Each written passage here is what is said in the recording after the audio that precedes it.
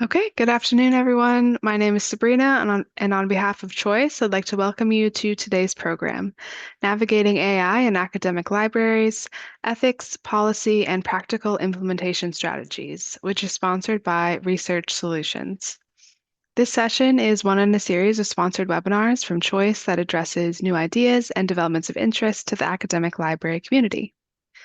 I'll just put a couple links in the chat where you can register for upcoming webinars and watch previous webinar recordings.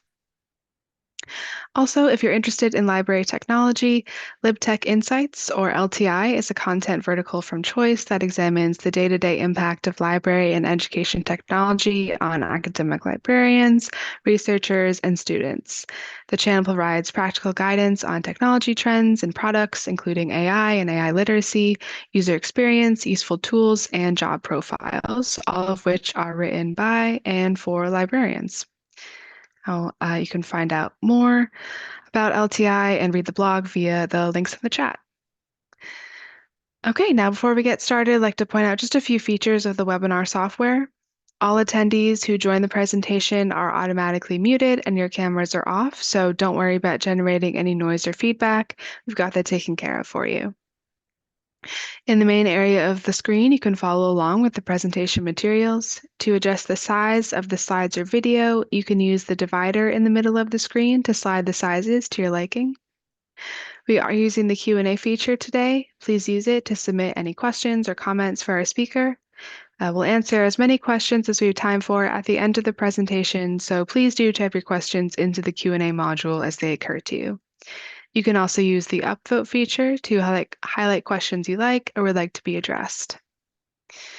Also, there's closed captioning available for today's session. To toggle the automated captions on or off, please use the Show Captions button on the bottom panel of your screen.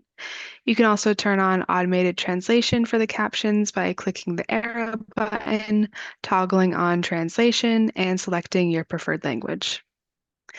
Last, please note that we are recording today's program, and everyone who registered should receive a follow-up email with links to the recording and today's slides. And with that, we're ready to get started, so I will hand it over to Sean. Yeah, thank you, Sabrina. Appreciate it, and appreciate everyone for taking the time to join us today. I'm happy to be here to talk about AI in academic libraries, ethics policy, and practical implementation strategies. Hang on just one second here. There we go. Yeah, so originally, this was going to be a talk between myself and Jonathan Wilson. Jonathan is here with us today, but unfortunately has lost his voice. So he will be in chat, happy to take questions and participate that way. My name is Sean Reif. I'm Associate Professor of Psychology at Murray State University and also co-founder of Scite.ai. We'll talk briefly about that, and we'll get into some challenges facing modern research in academia.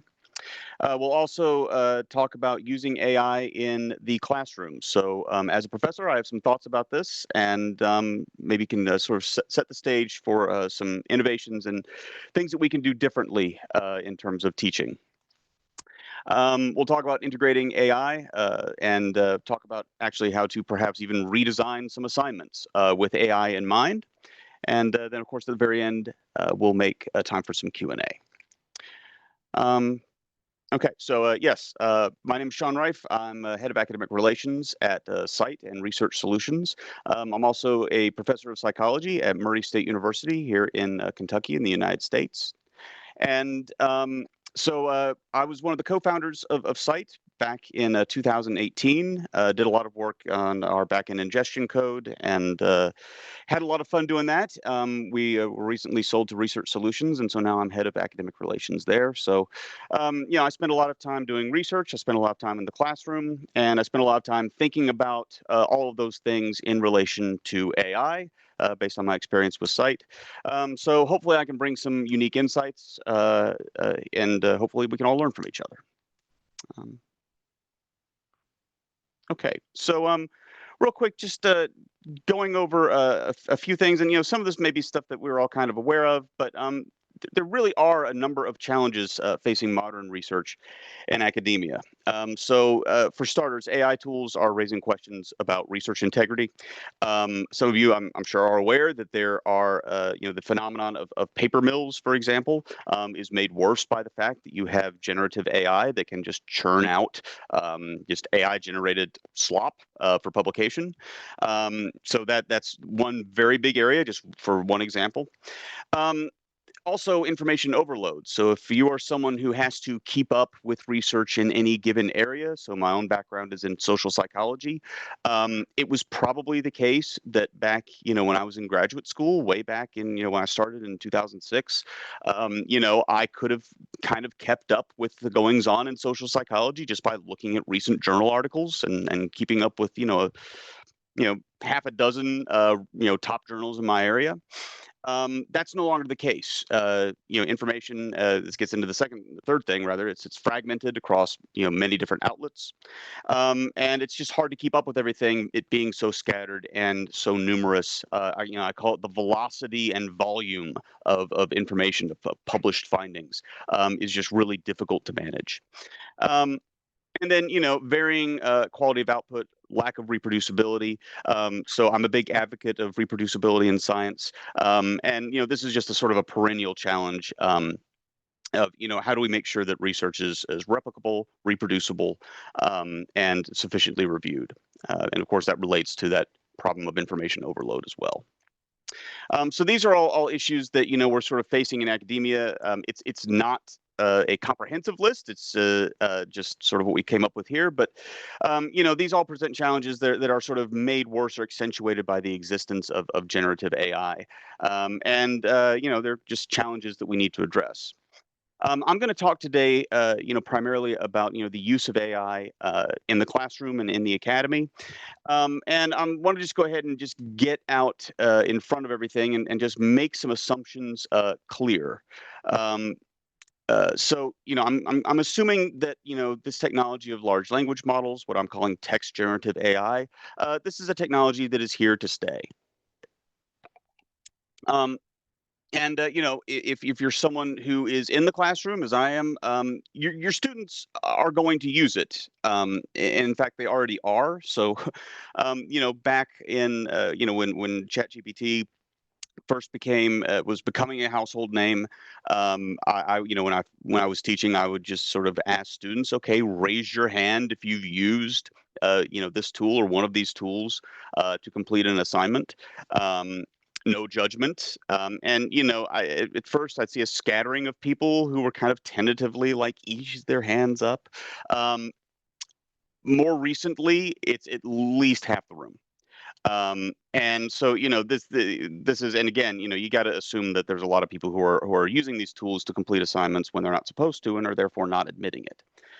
Um, so, if and one of the things that I'll get to here is that really is only a problem if you continue to teach in the way that you have always taught.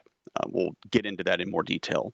Um, but it's also the case that generative AI is increasingly present in the workforce. I mean, we talk all the time at my institution at Murray State at Research Solutions about how different AI tools can be used to be helpful in different areas. And the thing that I have to keep in mind as a professor is just the fact that, look, my students are going to graduate, they're going to go on to grad school, they're going to go on and get jobs out there in the real world, and they're going to be competing for those jobs with people who are also using this technology. And my job as a professor, in addition to teaching critical thinking skills, source evaluation, concepts in psychology, is also to help students to be prepared for that. And so, the fact that it's increasingly present in the workforce with people they're going to be competing for those positions with should inform the way that I approach this technology. Um, I'm also assuming that it's a useful technology. And also, as a final point, we all care about, if you're someone who interacts with students, want them to do a good job. We want to do a good job teaching them the material and preparing them for their future. I don't think that's a controversial statement. But I think that, what constitutes doing a good job preparing them for their future, that is an open, sort of question as to, okay, well, uh, you know, what does that entail? Okay.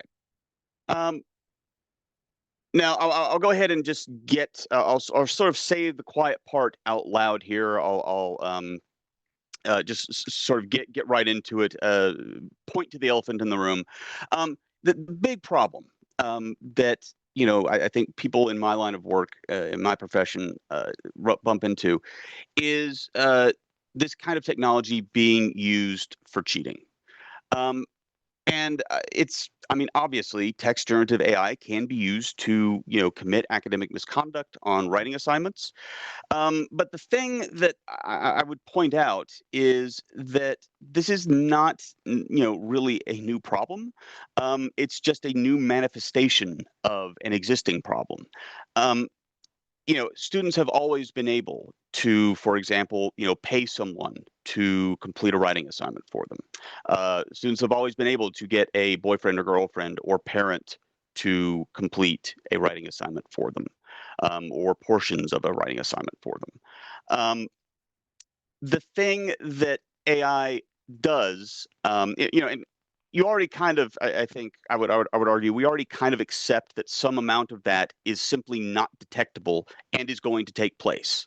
I hate it, but it's in that realm of things that I'm unable to take care of, unable to do anything about. Right? It's grant me, God grant me the ability to change the things I can, accept things I can't change, and the wisdom to know the difference. This is one of those things that I can't change. Right? The real problem with text generative AI is that it makes cheating easier, more accessible, and therefore more common. But as I'm going to point out, this is only the case if professors continue to teach and assess in the ways that we have been prior to text generative AI entering the scene. Um, so the related sort of question that comes up with this is this idea of detecting the use of AI, and so that we can ban it. And this is a conversation that I have quite frequently with my fellow colleagues, faculty members here at Murray State. um, this is sort of the initial reaction. And I think definitely when the technology first became common, that was sort of the initial thing was, okay, well, we just figure out how to detect when AI is being used to complete an assignment. And then, that's academic misconduct, no different than plagiarism. Um, I would say real quick, just quickly on that note of plagiarism, use of AI when you're told not to use AI on a writing assignment is not plagiarism in the way that we typically define plagiarism, any more than like a person summarizing a given work would be plagiarism, which it's not. But that doesn't mean that it's acceptable. If I, as a professor, tell a student you're not allowed to use AI on this assignment and then they do it, that's still academic misconduct. It doesn't have to be plagiarism in order for it to be academic misconduct. Um, but the idea of detecting AI generated writing, it really is kind of a cat and mouse game at the very best. So these models that attempt to detect AI writing have to be updated when the AI models are updated, and it's this sort of constant playing catch up. But the bigger issue, and from my perspective as a professor, the big problem is that of false positives. Um, so my institution, we have a Turnitin subscription, and if you go to Turnitin's website where they sort of pose their Q&A about their AI detecting tool. I can't recall exactly its name off the top of my head, but they explicitly say that this tool should not be used as the only source of evidence that AI was used. And I'm very glad that they say that. Um, uh, so I'm very glad that they're open about that. But it doesn't sort of negate the fact that then okay, what do we do, right? Um, So, I for one would much rather, countless students commit, academic misconduct by using AI when they're not supposed to, as opposed to, falsely accuse one student of having used AI when they haven't. That's just the sort of the balance that I come down on. And more to the point that I was kind of making earlier, using AI for writing is quickly becoming the norm, and I think students need to know how to employ AI tools ethically and effectively. There is some talk around the idea of using what's called watermarking as a way of identifying AI generated writing. And so watermarking basically just means inserting a certain pattern within AI-generated writing that can then be detected later. That's an interesting approach. That's probably the only way that I would look at a way of detecting AI writing and be okay with it because it is very definitive. But it requires a lot of buy-in from different stakeholders, and it's just not clear to me that this is a feasible solution to the problem that would allow us to detect the use of AI.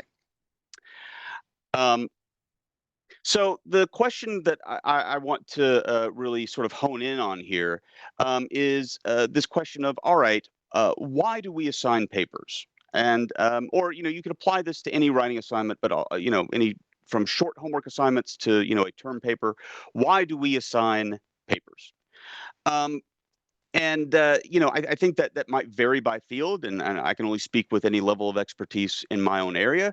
The From my perspective, the goal of having a student write a term paper is, I mean, certainly assessing knowledge is one part of that, but the bigger part about it is to force students to engage deeply with the material. So do comparing and contrasting of different theories, critically evaluating the evidence for a given theory. Um, really deeply engage with the material. And, the sort of assumption is that we get them to do that by coming up with their own words and their own statements, their own writing about the topics that we teach in a given class, right? And that's a very good way of doing it, which explains why, the college paper has been a thing for as long as it has been. And, I think is a very useful tool. But the question, once we sort of assess, all right, why are we assigning papers? The question sort of then becomes, all right, well, what can I do if now I can't assign papers? How can I get students to engage critically with the material if I just can't have them spend the better part of a semester or a quarter writing a paper? What do I do instead? And so that's going to be a large part of what I'm going to talk about today. And I think that really starts with integrating AI tools like Scite Assistant, which is my company's AI tool. I think that really does actually start by integrating it in the classroom. So, as just a point of example, I'm going to use our research methods class, which I teach. And I'm currently teaching now in our department. This is a class where undergraduates go through the entire process of designing a study in psychology. They collect data, and then they do some kind of deliverable at the end where they summarize their findings. That used to be what I would assign as a term paper, and they would write a term paper, full intro, method, results, discussion, the whole deal. I actually don't do that anymore. Instead, now I actually have them give a presentation, and I'll talk about why that is in just a second. But one thing that I do in there that's really, I think, key to all of this is I really do map out, okay, how do we use this technology in a sort of in an effective way that really teaches students how to use the technology. So I have actually some AI specific assignments. One is that I'll just highlight here was what I call the documenting the journey. So, one thing that I would always have students do is I would have them go through the process of, finding journal articles and, doing a lit search and coming up with the reading list or an annotated bibliography. Um, and I've really shifted that to focus more on using AI tools and to get students to think critically about the process that they're going through when they're using AI tools to find literature on a topic. So I actually have them in class, pull up the AI tool of their choice. Again, I give them all access to Scite Assistant because they're my students, so they get that. And I'll have them actually go through and use the tool on one side of the screen alongside a Word document. And I'll just say, okay, here's what you do. Go through and start asking the tool questions that you have about the topic that you're going to be researching. And as you're doing that, as you're reading what it says, go through and identify papers that you think are important to read that you then want to add to your reading list. And as you do that, take notes on, interrogate, okay, why do I think that is an important paper? Why do I think that is relevant? What about this answer is, I think, noteworthy? And how is that going to inform, what else I ask the tool, right? So the idea is to sort of get students to think about what they're, sort of conversation they're having with the platform as they're using it. And this sort of really does integrate well, I think, with reading and writing days in class, where we use class time for lit searches using AI tools, and actually help them get started in the process of actually reading and writing, in the classroom. And so, this really helps students to do things like actually start the process of writing, if you're using a writing assignment as the deliverable. Um, and I can help them kind of wander around, and I can guide them through the reading and writing process. I can guide them through the process of finding literature. Um, and the big idea here is that I can help them to use the AI tools with instructor supervision. Um, of course, the big question that this sort of leads us to is like, all right, well, if we're doing that, that's class time that I need, Sean, in order to do other things. Absolutely, I totally get it. And this is actually one place where I think actually a flipped classroom might actually be helpful, to where you move some of your lecture material online, and have that be a thing that you do on your LMS, and then make the in-class time, if it's manageable, more hands-on. Won't work in every section, but I think could work in some. So, you can also teach students, hey, here's how to use AI tools as an aid in reading. So, if you're, again, if you're one of, if you're an undergraduate and you're reading a scholarly article, um, it's perfectly normal to encounter terms or theories or concepts that you're not familiar with and may even be very confusing. Um, and the usual thing that I would do prior to the existence of this technology would be to say, okay, well, I'm going to pull up my phone or pull up Google, and I'm going to Google the thing, right? And that's fine. Um, but it's not the most sort of user-friendly way of getting an answer to your question. And depending on the tool that you're using, could actually, maybe lead you to some materials that are maybe not well suited for what you're trying to do. So this is one reason why I encourage students to use Scite Assistant, for that, because it relies exclusively on scholarly research in its lit searches. Um, because it's designed specifically for research for academia. Anyway, the overall goal here is just to show students how these tools can be used responsibly for a better class experience, better grades, learning things. Um, and I think that this is really a key component to showing students that there's a way to use this technology ethically and effectively, um, that is consistent with a lot of best practices and doesn't butt up against them.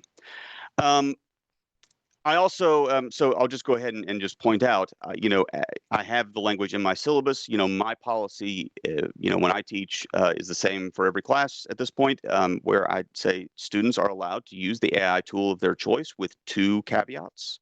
So one is, if you use an AI tool on an assignment, you have to tell me which one you used and how you used it. Could just be a sentence.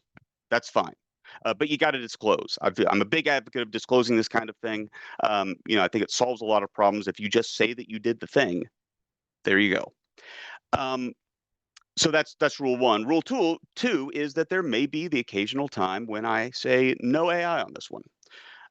And when I do that, I expect students to abide by that, respect that rule. I'm allowing you to use it on some assignments, and every once in a while I'll tell you no, and please abide by that when I tell you no.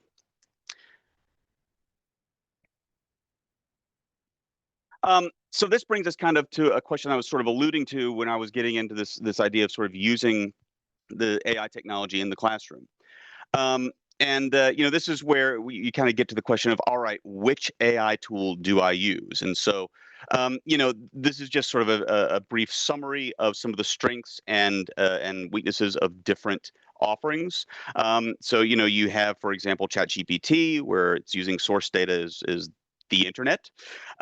Illicit source data is semantic scholar, so you're looking at open access full text, abstracts, all the way through, Perplexity, Open Web versus Scite, which is where we get full text of articles. both open access and closed access. And there are various strengths and weaknesses of each of these tools and various different use cases for each of these tools. And I think this is a pretty good summary. Just the idea that, hey, if you're looking for, draft writing or for help polishing a draft of writing, ChatGPT does a really good job of that. I use it for that myself. Um, if you're trying to get sort of a verifiable fact check sort of summary of the literature of scholarship, Scite's a good tool for that. So this is one thing that I also emphasize to students is that not every tool is well suited for every single thing. There are going to be different tools that do well at different with different options or different tasks that you're trying to accomplish. So I try to be explicit about that and just say this is part of the sort of toolkit of understanding what AI tool to use. Um, um, Now, of course, there are a lot of limitations to any of these tools. And so this is great because I love that image there on the left. Um, this is a classic example of a big limitation of large language models is that they hallucinate. And uh, some of you may be familiar with that, but that's basically where an AI tool will tell you to, hey, look up this article by Smith and Jones from 2009, and you keep looking for the thing from Smith and Jones 2009, and you Google the title of the article, and you're like, I can't find it. The AI says that I should read it. I can't find it anywhere. Um, well, that's because it doesn't exist. The AI tool made it up because it seemed like a thing that should exist, even though it doesn't exist. And this sort of phenomenon, I find that it sort of ebbs and flows. There are some times where picking on ChatGPT, it seems to have solved that problem, and I am not seeing any made up references. And then there are other times when it's like, nope, problem's back. And it sort of depends on what model you're using. The sort of, again, another kind of cat and mouse game. But this is just an example of the kind of thing that I think we as professors, as educators, need to take responsibility for, making our students aware that when you're using this technology, you're using it, say to answer a question or to help devise a research question or for more information about a theory. Just because it says that a citation, or excuse me, a reference exists doesn't mean it actually does. This is one thing where Scite is actually pretty helpful, is it will actually show you a link to every article that it inserts as evidence for a given claim. So you can see it right there. It's not to say that Assistant never hallucinates. Sometimes it does. It's pretty rare, but it does sometimes. But that's another thing that I try to emphasize to students is that transparency and ability to fact check these things easily in real time is an important feature of any of these products. So how do we react to this in terms of like, okay, so you're saying like maybe we're not doing the term paper, or maybe we're altering how we do the term paper. Maybe we're not doing traditional, reflection homework assignments. What do we do? How do we revise the way that we do assessments like that with AI in mind? This is just some thoughts based on my own experience. And I'm not the only one who has proposed these ideas, but just to sort of put them all in one place. One strategy that I think is really helpful and that actually improves the quality of assignments in my mind would be to make assignments more intrinsically interesting and personally relevant. So my favorite example of this is where we talked about this theory or this finding in class, based on our class discussion. That's actually useful there because the idea is, which I'll get to in a second, you're making assignments difficult to prompt engineer. But I'll say something like, give me an example of when that happened, in your own life. And so the idea is that I'm motivating students to, do something that maybe they're interested in doing or they find interesting because they're interested in thinking about their own life and their own experiences. The other sort of side of this is, again, making assignments difficult to prompt engineer, difficult to sort of feed to an AI in order to get a usable result. So identify a story that recently appeared in the news that is related to one of the logical fallacies that we discussed in class. Okay. By the time a student has perhaps, listed out what logical fallacies were discussed in class, and done that legwork, they could have just found a news story and tied it to a logical fallacy discussed in class. Feeding this into an AI is actually more work and more difficult in my mind in order to get a usable result than just doing the assignment. Same thing for describe an instance in which you or someone had one of the cognitive biases discussed in this module. Again, personally relevant. Um, you know, Not easy to prompt engineer. You can't just copy and paste that text into ChatGPT and have it spit out an answer that you can then submit. I also think that it's useful to rely more on in-class assessments. So, exams. I I give an exam in a class, that methods class I was talking about earlier. I give an exam in there. It's not a class when I would normally give an exam, but I'm doing that because I need to make sure that students know a certain set of things, um, and I can't rely on them, demonstrating that knowledge as part of a larger class project because that kind of thing is easy to get out of an AI. So, I give an exam in there, just with the mind that, you're going to sit there with a pen and paper and you're going to answer these questions and demonstrate that you know these things. Same thing for like reading quizzes. Reading quizzes are a good way, in my mind, of motivating students to make sure that they do assigned readings. This is sort of again a perennial, professor problem. How do I make sure that students do the readings? Um, the sort of logical corollary there, I think, would be all right. Well, what if we use like lockdown browser? This is the technology that keeps students in one browser window like while they complete an exam. Um, I'm not terribly confident in that technology because I've seen there be way too many super creative ways of getting around it. Um, the question that sort of comes up then is like, all right, well, if you're saying we should rely more on in-class assessments, what if I'm teaching an online class? Well, then you may not have any choice, right? But if I have the choice between giving, if I'm teaching in person, I have a choice of, giving an in-class assessment or having students do it, through lockdown browser. I'm going to go with the in-class assessment, paper and pencil every time. Um, could be I'm just old and that's just the way I work. But I've never been terribly impressed with the ability of that technology to do what it needs to do, at least in some edge cases. Um, so this brings us to some I think remaining questions, and these are just things that I would encourage us to sort of ponder. Um, yeah, we've been assigning term papers for a long time. Um, Maybe the age of the term paper is over. Uh, that is entirely possible. I think we have to grapple with that question, but we also can entertain a number of useful alternatives. So presentations. This is something that I've moved to. Just dropping in, replacing the term paper with a presentation, a student-led presentation. Um, and I mean, again, that is the kind of thing that sure students can use AI to help them do it, and I would actually encourage them to use AI to help them craft their presentation. That's fine, but it's not the kind of thing that just involves a lot of copying and pasting.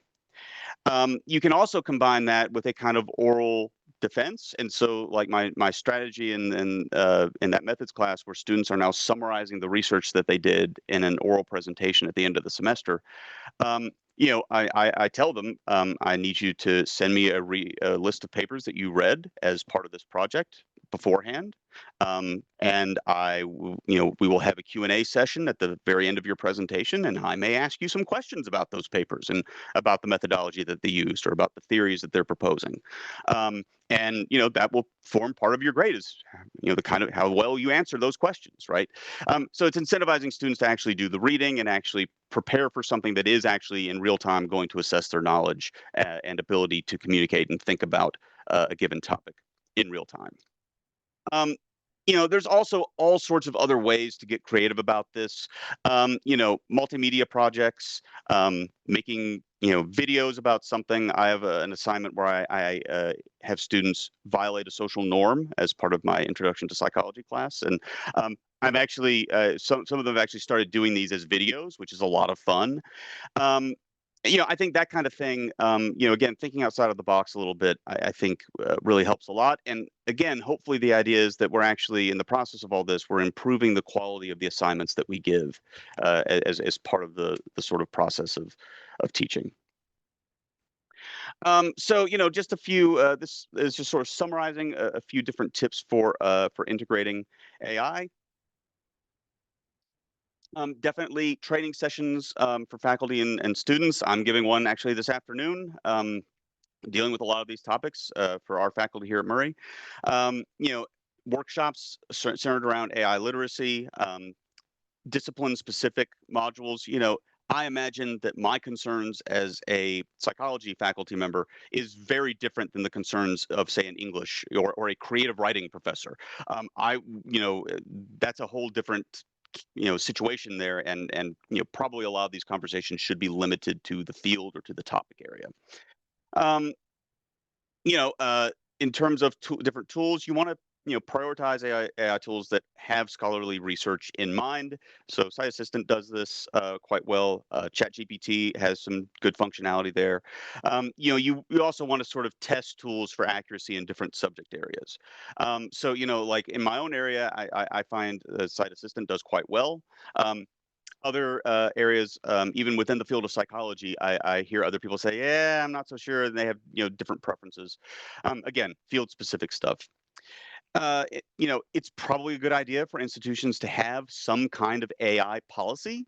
I'm a big advocate of academic freedom, so I don't want any sort of heavy-handed, this is what your syllabus must say, but certainly guidelines and a set sort of steps for investigating academic misconduct in the case of AI, establishing, thresholds of evidence.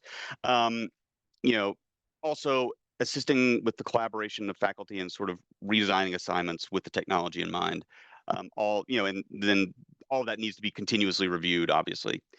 And then, when you're doing any kind of new policy surrounding this kind of stuff, you probably want to start with, pilot programs in select departments and then move on to creating more comprehensive guides. I'm sort of a Burkean conservative here, right? We want to, establish what works and then move on from there, rather than try to implement all the things at once. And that's going to involve, consultations with faculty as well as partnerships with IT and other individual departments. Um, and of course, yeah, as we have on the bottom, AI should be used selectively rather than exclusively, in terms of focusing on critical evaluation skills. Um, I'll real quick before we delve into some questions, just go ahead and note if you want to talk about, if you want to maybe bring Scite.ai to your institution, you can use that link, or the link was just shared by Sabrina in the chat, to talk with one of our experts. We're happy to help. Um, and then, if you're interested in, AI prompts and, how to do some of that prompt engineering specifically for academia, we have a link again that Sabrina has shared in chat to an ebook that we offer that addresses that topic. It's a useful resource. Encourage everyone to check it out. And with that, I will stop talking and let others talk or read what others have wrote. So. Great. Thanks so much, Sean. Okay, yeah, we will move into the Q&A. So I'll just let attendees know. Be sure to submit a question in the Q&A box, and we'll be going through the questions based on the number of upvotes. So um, please put your upvotes in the Q&A, and let's just get right into it. Okay, so it looks like a very popular topic that came up during your presentation was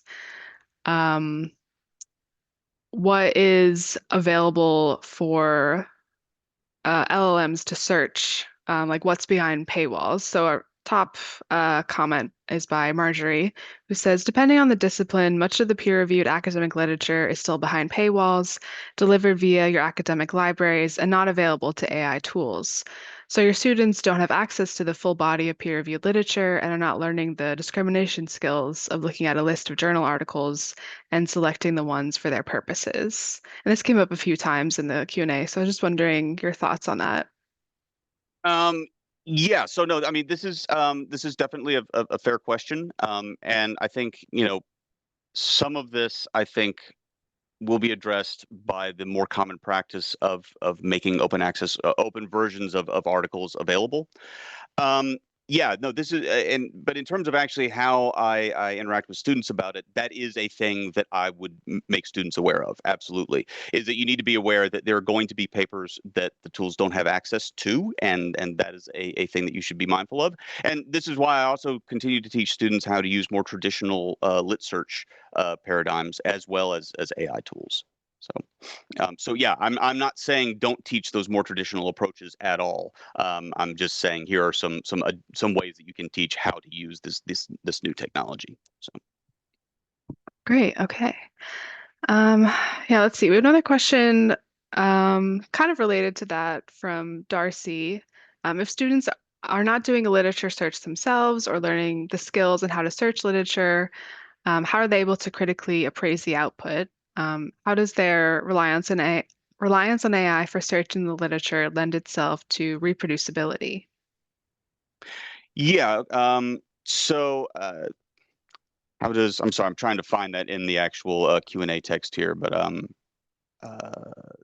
Oh yeah, yeah, what was it's the very last part that you said there, Sabrina? Sorry, I'm no, no problem. How does their reliance on AI for searching the literature lend itself to reproducibility? yeah. So this no, this actually is a challenge. If you've used one of these tools and you've asked it the same question, an AI tool the same question multiple times, it will sometimes give slightly different answers, citing different literature. Um, I think that that is, a challenge. Maybe not in every case in terms of reproducibility.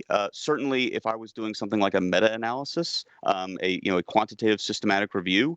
Um, I would prioritize using a more traditional tool in that instance because it's going to provide, the same results. At least if you constrain it by time frame, it should provide the same results at, every time you use it, right?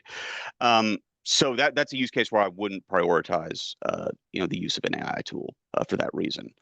I think what was the first part of that question again, Sabrina? Sorry. No, you're good. If students are not doing a literature search themselves, how are they able to critically appraise the output? Um, Yeah, so I guess my response to that would be that I am teaching them to critically appraise the output of the large language model. That's part of what I do as part of the in-class exercises is to encourage them. Are you getting actually useful responses from the system? And if not, what do you need to change in order to get useful responses? Which, frankly, is the same kind of it's part of the same sort of way that I would teach to use a more traditional lit search tool. You're getting 35,000 responses because you didn't use the right Boolean operator, or because you used too generic a terminology, or you didn't know the terminology for that given topic. I think all of that can be done in the context of AI as well as more traditional tools. Great, thank you. Okay, let's see. Another top comment here is from Karen. Any comment on the energy and water consumption of AI tools while climate change continues and energy costs rise? Is that something you talk about with your students?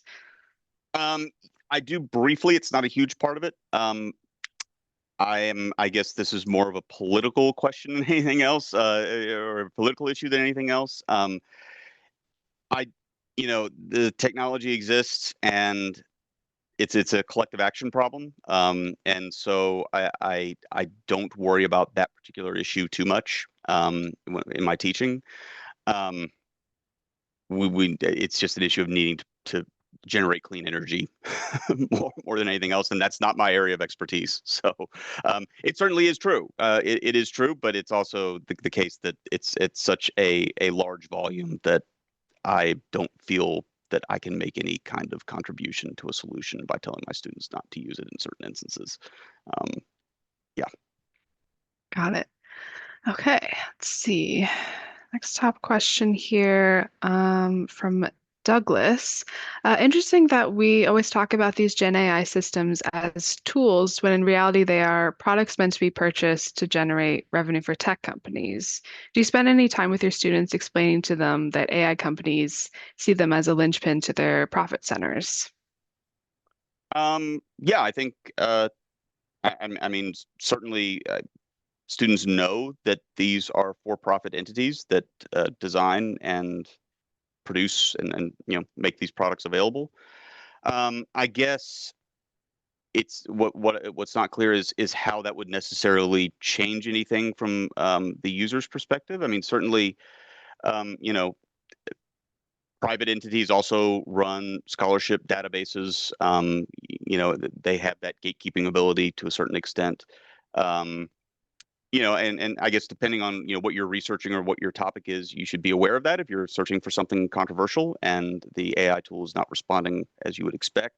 Um, you know, there are limits that are placed around these tools in terms of what they can answer and how they can answer, and yeah, that is something that does come up. I don't spend a whole lot of time talking about that myself, but yeah, that is something that does come up. Right. Okay, let's see. There's a question here from Dorian. How do you handle a student you suspect to have used AI when told not to for an assignment, especially if they maintain that they haven't? Um, when I suspect that a student has used AI on an assignment and they do not say that they have not used it, I don't do anything. I don't know of any solution to that problem. So I realize that's a very unsatisfactory answer, and I wish I had something better, but it is an honest answer. And there are certainly plenty of instances where I said, "Yeah, I know I said no. I think you might have," but I just don't have any way of demonstrating that. That's satisfactory to me. So. Right. Okay. Let's see. Question here. So are you referring your students to the library or partnering with your librarians, um, or um, sending them to Scite Assistant first? What's the process for that? Yeah, so I think actually this is one area where I probably need to do a better job of integrating libraries with that process. Um, you know, uh, there's a bunch of sort of different questions there of like how do you get students to even to utilize this resource, which is a huge and important and really valuable resource that I think is horribly underutilized. And I do point to various guides, institutional libguides that we have, and various resources like that. What I don't do, and what I probably should at least consider doing, is actually have a librarian come to my class and actually talk about those resources in person. That's probably something that we should all be doing. And not for nothing, it also makes the existence of the library as a resource more salient for students, which I think is always a good thing. So anything, if part of this is this is my fault, but and I know people have been saying, this is talk for librarians, and I'm sorry, Jonathan was our sort of library end of that, and so I'm just the professor who's talking about the teaching end of it. So I'm sorry if you were expecting a different kind of talk, but what I would say is that for people who are in the library world, if y'all reach out to professors about that kind of thing. I don't want to make your put more stuff on your plate, but I think most professors will be very welcoming of that interaction. So you just got to put it in their mind a little bit. Right. Okay. Let's see. Other question. You talked about implementing policy briefly. If an academic library wants to implement an AI policy specifically geared toward information literacy instruction, what elements do you think should be included in that policy? Uh, yeah, a policy specifically about instruction and information literacy, correct? Yeah, Yes. yeah. Um, yeah, I guess this is getting into that territory of I feel like it would depend on sort of what department or what sort of subject area you're talking about. If you're talking about just sort of a course that's just on information literacy itself, certainly, I mean, AI doesn't change a lot of the things that I would want to be present there anyway. So emphasizing source evaluation, emphasizing the reputation of various scholarly outlets. Um, in terms of AI specifically, probably understanding the different strengths and weaknesses of the different tools, understanding that these tools are not a get out of reading free card, and actually emphasizing that you do actually still have to do a lot of the legwork. They're useful in finding and summarizing literature, but you do actually have to sort of do the reading yourself and take that extra step. Great.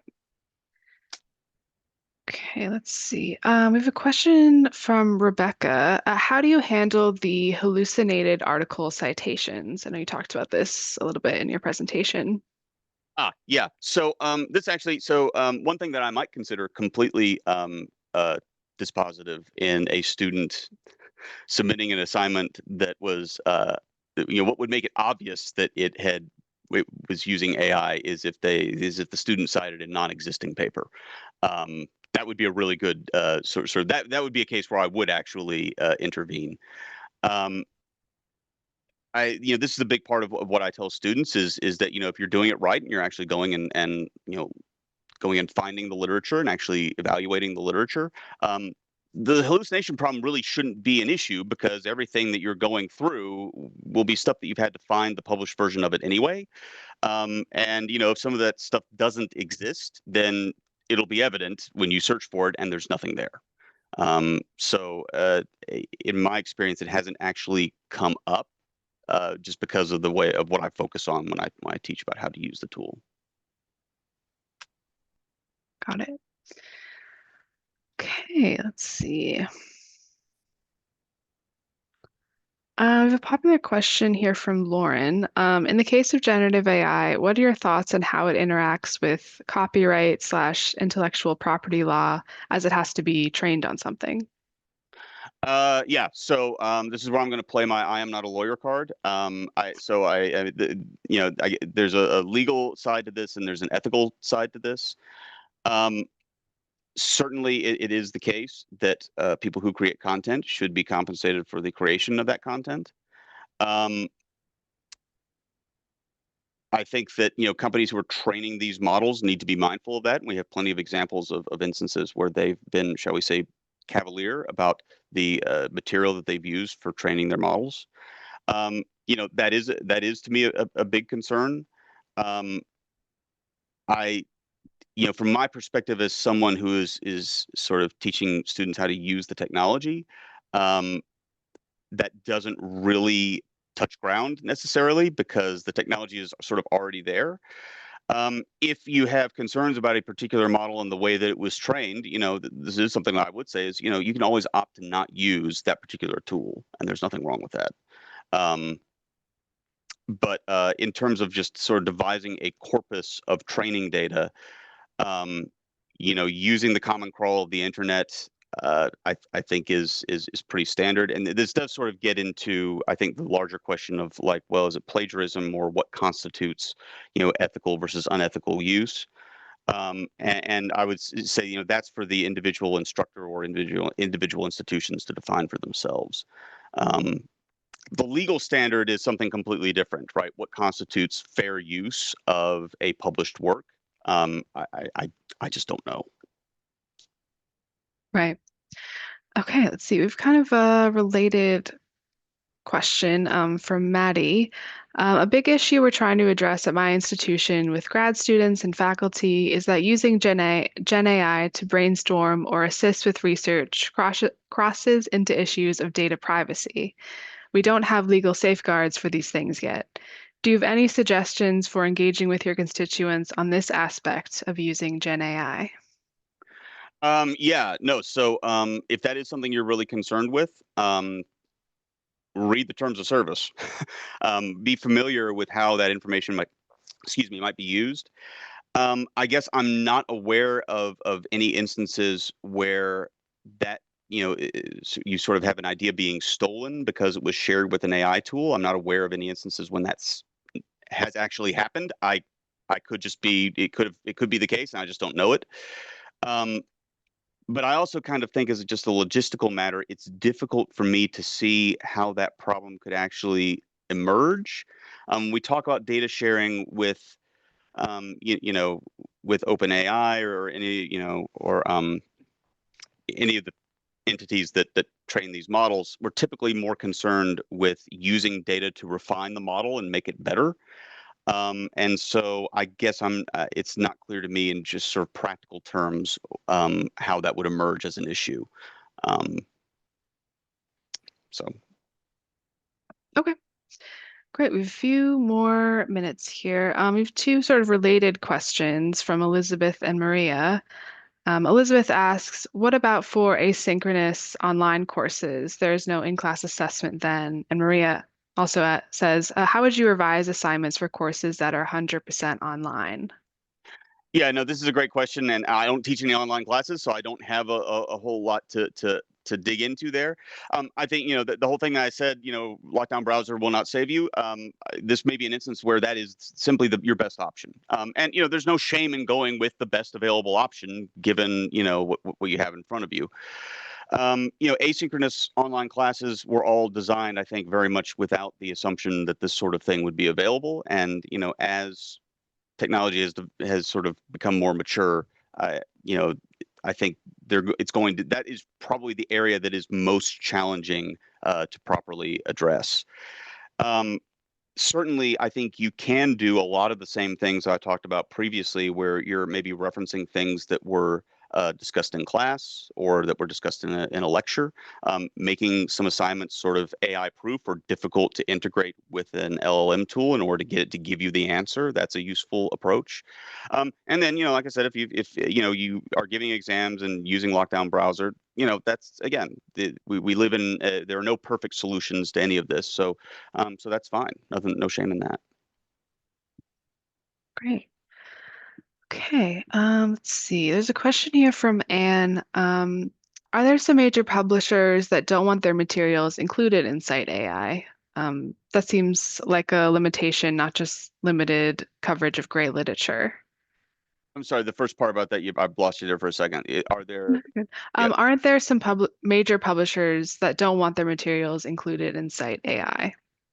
yeah. So the two big ones would be Springer Nature and Elsevier.